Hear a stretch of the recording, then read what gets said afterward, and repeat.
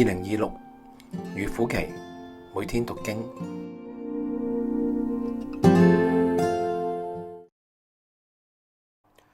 各位弟兄姊妹，今日係3月28日，繼續有弟兄區嘅次葉弟兄同我哋去讀今日嘅經文，讓我哋用神嘅話語每日與主同行。耶穌同門徒來到一個地方，名叫客西馬尼，就對他們說：你們坐在這裏，等我到那邊去祈禱。於是帶着彼得和西比泰的2個兒子同去，就憂愁起來，極其難過，便對他們說：我心裏甚是憂傷，幾乎要死。你們在這裏等候，和我一同警醒。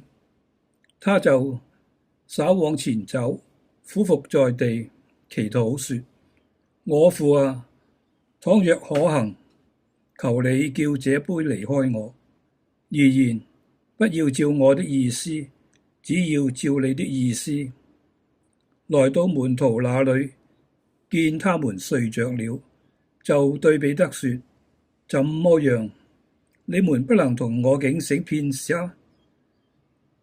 總要警醒祈禱，免得入了迷惑。你們心靈固然願意，肉體卻軟弱了。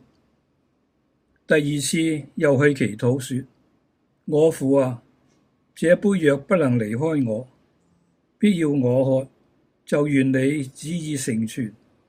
又來到他們睡着了，因為他們的眼睛困倦。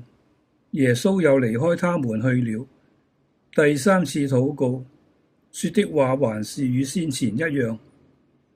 於是來到門徒那裏，對他們說：現在你們仍然睡覺安歇吧，時候到了，人子被賣在罪人手裏了。